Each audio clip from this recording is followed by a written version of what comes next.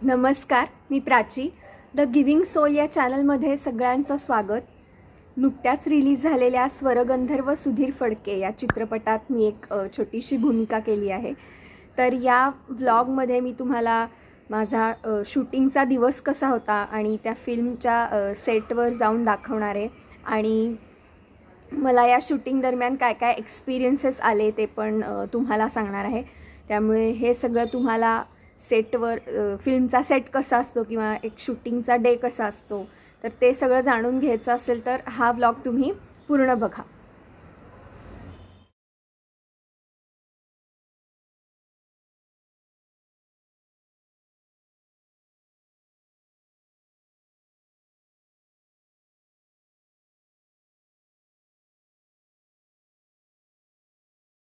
रीडिफाईन productions या production हाऊसचा हा चित्रपट आहे आणि त्यांच्याच इंस्टाग्राम पेजवर ऑडिशन्स होणार आहेत पुण्यात. हे मी ही पोस्ट पाहिली होती आणि बाकी मेन कॅरेक्टर्सच्या ऑडिशन्स ऑलरेडी मुंबईला झाल्या होत्या. ऑडिशनला त्यांनी आपापलं स्क्रिप्ट तयार करून आणायला सांगितलं होतं आणि मराठी भाषा पण तुम्हाला चांगल्या प्रकारे बोलता आली पाहिजे अशी पण त्यांची रिक्वायरमेंट होती. तर मी माझं जे स्क्रिप्ट तयार केलं होतं ते मी परफॉर्म केलं आणि मग साधारण आठवड्याभरानी मला त्यांचा फोन आला की तुमचं शॉर्टलिस्टिंग झालेलं आहे आणि तुम्हाला ऑगस्टमध्ये त्याचं डेट्सला काही शूट होणार होतं, तर त्या तुम्ही अवेलेबल आहात का असं मला विचारलं आणि मग मी सांगितलं. आणि मेनली याचं शूटिंग पण पुण्यातच असल्यामुळे मी जास्त एक्साइटेड होते.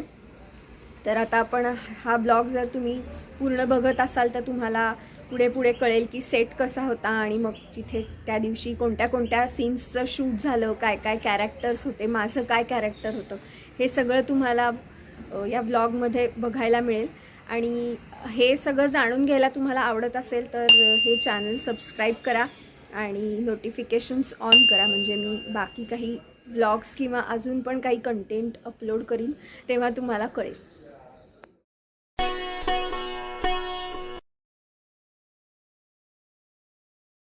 आणि फिल्म मेकिंग ही खूप कॉम्प्लेक्स प्रोसेस आहे, त्यामुळे ते सगळं मॅनेज करणं ॲक्च्युली खूप अवघड असतं.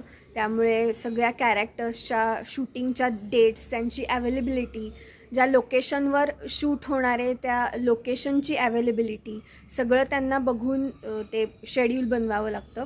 त्यामुळे मला पण असं थोडंसं बॅक अँड फोर्थ डेटसाठी थोडंसं हे वेट करायला लागलं किंवा कन्फर्म डेट मिळायला थोडा वेळ लागला. तर आता ती कन्फर्म डेट ऑगस्टमध्ये मला एक मिळाली आणि आता आपण त्या फिल्मच्या ॲक्च्युअल त्या दिवशीच्या लोकेशनवर म्हणजेच सेटवर जाऊन मी तुम्हाला ते सगळं दाखवणार आहे.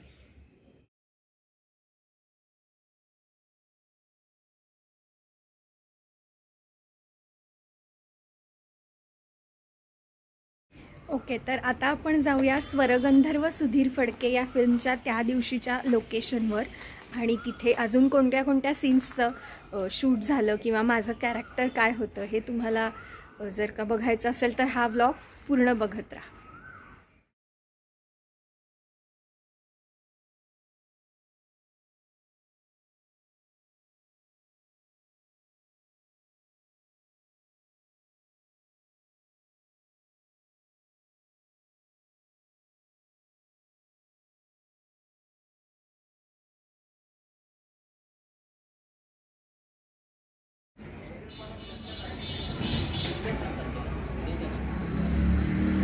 तर हे आहे त्या दिवशीचं लोकेशन. आत्ताच सगळेजण आलेली आहेत. आजची शिफ्ट सुरू झालेली आहे आणि आता त्यांचं सगळं सेटिंग वगैरे होणार आहे आणि आज दिवसभर आपल्याला इथेच घालवायचं आहे. आणि सेटवर पोचल्या आम्ही तिथल्या असिस्टंट डिरेक्टरला भेटले आणि तिच्याकडून माझा त्या दिवशीचा काय कॉस्ट्यूम आहे वगैरे तो सगळं तिने सांगितलं आणि मग लगेचच ब्रेकफास्ट आणि चहा प्यायला ऑफकोर्स. आणि दिवसाची सुरुवात चहानी झाल्यामुळे एकदम रिफ्रेश्ड वाटलं आणि सगळेच आर्टिस्ट किंवा टेक्निशियन्स पण त्यांनी पण सगळ्यांनी आधी आल्या ब्रेकफास्ट करून घेतला. आणि शूटिंगचा पूर्ण दिवस सेटवरच थांबायला लागतं. आणि अजून एक गोष्ट म्हणजे तुमचा सीन जरी काही सेकंडचा असला, तुम्हाला एक वाक्य असू दे डायलॉग म्हणून, किंवा तुमचे बरेच सीन्स असू देत, किंवा अगदी तुम्ही ज्युनियर आर्टिस्ट किंवा मॉबमध्ये काम करणारे कलाकार असाल, तरीही तुम्हाला ते पूर्ण शिफ्ट टायमिंग संपेपर्यंत सेटवर थांबावंच लागतं. जसं इथे आमचं शिफ्ट टायमिंग सकाळी 8लाच सुरू झालं होतं आणि ऑफकोर्स 8पर्यंत तर थांबायचंच होतं. शिवाय जर 8पर्यंत सीन्स त्या दिवशी शेड्यूल असणारे कंप्लीट झाले नाही तर 8च्या नंतरही तुम्हाला थांबायला लागतं. त्यामुळे सगळ्या आर्टिस्टला पेशन्स हा खूप महत्त्वाचा आहे. आणि मग तुम्ही त्यातले मेन कलाकार आहात का साईड ॲक्टर्स आहात किंवा अगदी ज्युनियर आर्टिस्ट आहात, कोणी असलं तरी त्यांना ते पूर्ण शिफ्ट टायमिंग तिथे सेटवर प्रेझेंट राहावंच लागतं. कॉस्ट्युम्स पण सीन्सच्या सिक्वेन्स वाईज लावून ठेवत आहेत, म्हणजे आयत्या वेळेस ते पटकन सापडतात. शिवाय इथे कॉस्ट्युमला इस्त्री करणे किंवा नवीन कोणी आर्टिस्ट आला तर त्याचा कॉस्ट्युम फायनल करणं. शिवाय आता थोड्याच वेळात मुहूर्त होईल, म्हणजे त्या दिवसाचा पहिला सीन शूट होईल. मुहूर्ताला कॅमेऱ्याची पूजा झालेली आहे आणि सगळ्यांना प्रसाद पण देतात. कसा वेळ घालवला हे जर तुम्हाला बघायचं असेल तर हा व्लॉग पूर्ण बघत राहा. पुढे आपण कोणकोणत्या सीनचं शूट होणार आहे किंवा त्या दिवशी त्या सेटवर कोणकोणते आर्टिस्ट आले होते ते पण बघणार आहोत. त्यामुळे तुम्ही हा व्लॉग शेवटपर्यंत बघा. मुहूर्त आणि लाईट्स, कॅमेरा असं सगळं सेटिंग झाल्यावर सीनचं शूट फायनली या बंगल्यात सुरू झालेलं आहे. हळूहळू सगळे कलाकार आले तिकडे आणि मग त्या सगळ्यांचे हेअर मेकअप झाल्यावर त्यांचे सीन्स हळूहळू त्यांचे सीन्स चालू झाले. आणि सीन्ससुद्धा एक सीन संपल्यावर पुढच्या सीनचं सेटिंग, लाईट्स, कॅमेराचे पोझिशन्स ते करायला पण मध्ये खूप वेळ जातो. त्यामुळे 2 सीन जरी तुमचे असतील तरी तुम्हाला सीनच्या मध्ये किती स्पॅन थांबायला लागेल त्याचं पण काही गॅरंटी नसते. त्यामुळे मग असा फर्स्ट हाफ हळूहळू पुढे गेला आणि बघता बघता लंच टाईम झाला आणि मग सगळे एकत्र जेवायला बसले. हे बाकीचे कलाकार, हा राघव त्यांनी छोट्या श्रीधर फडकेचं काम केलं आहे, बाकीचे टेक्निशियन्स, आणि हिनी मृण्मयी देशपांडेच्या सख्या बहिणीचं काम केलं आहे. शिवाय सुनील बर्वे दादा आणि मृण्मयी. आणि मग यांचं जेवण झाल्यावर थोडा ब्रेकनी परत पुढचे सीन्स सुरू होती. लंच टाईम झाल्यावर मी जरा चौकशी केली की माझं सीन काय आहे आणि कधी असणार आहे. तर मला असं कळलं माझा सीन एकदम रात्री म्हणजे सनसेट नंतर असणार आहे. त्यामुळे आता मला थांबावंच लागणार आहे. आणि माझं नर्सचं कॅरेक्टर होतं. त्या चित्रपटात सुधीर फडकेंच्या शेजारी एका दवाखान्यात काम करणारी नर्स. आणि पूर्वीच्या काळात सगळ्यांकडे फोन नसायचे, त्यामुळे सुधीर फडकेंचे जे काही निरोपांची देवाणघेवाण आहे ती त्या शेजारच्या दवाखान्यातल्या फोनवरून व्हायची. त्यामुळे तिथे त्यांना फोन आलेला असतो आणि तो निरोप द्यायला मी त्यांना सांगायला येते, असा तो सीन होता. आणि तुम्ही ब्लॉगमध्ये पुढे बघालच की माझा कॉस्ट्यूम, मेकअप कसा होता, माझा लुक कसा होता. त्यामुळे आता जेवणानंतरचे सीन्सचं शूटिंग चालू झालं आहे आणि पुढे पुढे मी कसा दिवस घालवला हे बघण्यासाठी तुम्ही हा ब्लॉग बघत राहा. आणि सबस्क्राईब केलं नसेल तर लगेच सबस्क्राईब करा. सो फायनली संध्याकाळ झालेली आहे आणि मी मग मेकअप रूममध्ये गेले. ही मेकअप रूम आहे आणि थोड्याच वेळात माझं त्या मला साडी नेसवणार आणि मग माझा मेकअप सुरू होईल. आणि माझा मेकअप पण स्टेप बाय स्टेप कसा दिसतोय ते मी तुम्हाला फोटोतनं दाखवते.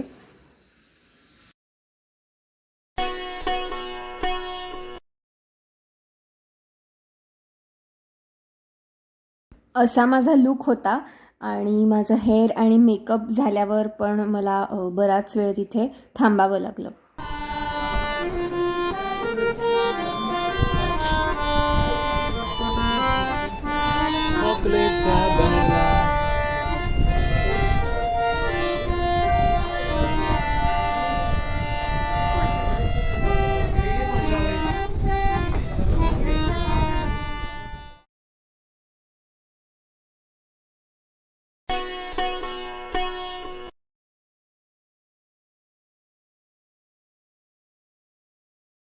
आणि माझा हेअर आणि मेकअप झाल्यावर पण मला वेटिंग तर म्हणजे ऑफकोर्स ते करावंच लागलं. त्यामुळे हेअर मेकअप झाल्यावर सुद्धा 3-4 तास मला माझा सीन नव्हता लागला. त्यामुळे मग मी त्या सेटवर काही लोक म्हणजे एक छोटा मुलगा होता त्याच्याबरोबर टाईमपास केला. सो फायनली माझा सीन शूट होणार आहे.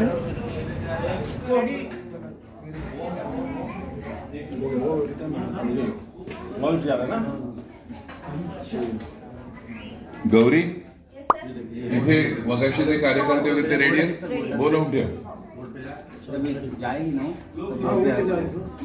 जाने का टाइम बोल एंड पे पहले ये जरा अपना रेडी उधर कुछ और कोई डाउन तो दिसत नाही ये बाहेर नहीं कुछ नहीं लगा बाहेर ये इतना लाइट है नहीं एकदम पीछे जो लेफ्ट में अपना 100 का 40 का पीछे पीछे बोर्ड पे जो इधर बोल दे. चला चला बोल. ठीक है क्लॅपिंग. कनेक्शन है सायलेन्स. ये अपने इसमें 5-6 था ना क्लॅपिंग. कशांत करून टाक. क्योंकि इसमें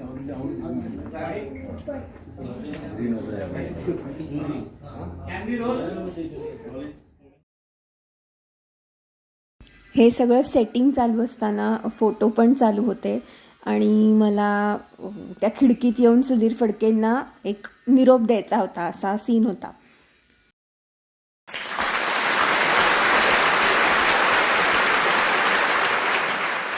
आणि अजून एक गोष्ट मला शेअर करायला आवडेल की अगदी रात्री 10-10:30ला माझा सीन लागला आणि ॲक्च्युली माझा सीन म्हणजे फर्स्ट टेक ओके झाला आणि सगळ्यांनी टाळ्या वाजवल्या की फर्स्ट टेक ओके झाला म्हणून, कारण ऑलरेडी सीन्स त्यांना पटपट संपवायचे होते आणि ऑलरेडी 10-10:30 झाले होते. माझा ऑलमोस्ट सेकंड लास्ट सीन होता आणि मग परत एक मेन आर्टिस्टचा सीन होता.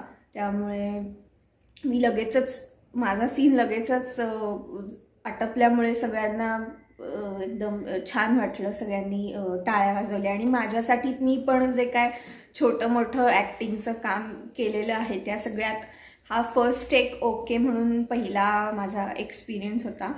त्यामुळे मला पण खूप छान वाटलं आणि स्वतः सुनील बर्वेंनी मला सांगितलं की खूप तू छान काम केलंस. त्यामुळे तो माझा एकदम दिवसभराचा पेशन्स आणि सगळं जे मी काय थांबले होते पेशन्स ठेवून तो कारणी लागला असं म्हणायला हरकत नाही. आणि मग माझ्यानंतर एखादा सीन झाला आणि मग नंतर पॅकअपच झालं. तर हा व्लॉग तुम्हाला कसा वाटला ते मला कमेंटमध्ये सांगा. तुम्हाला एक साधारण फिल्म सेटवरचा ओव्हरव्ह्यू मिळाला असेल आणि या चॅनलवरचं बाकीचं पण खूप युजफुल कंटेंट आहे ते नक्की बघा. सबस्क्राईब करा आणि नोटिफिकेशन्स ऑन करा. Okay, thank you, bye. आणि या चित्रपटाची अजून एक स्पेशालिटी म्हणजे यांनी सगळी गाणी ओरिजिनलच ठेवलेली आहेत, नवीन रेकॉर्डिंग केलेलं नाही आहे. त्यामुळे सगळी ओरिजिनल गाणी आपल्याला परत एकदा म्युझिकल फिल्मद्वारे ऐकायला मिळतील. त्यामुळे हा चित्रपट नक्की बघा.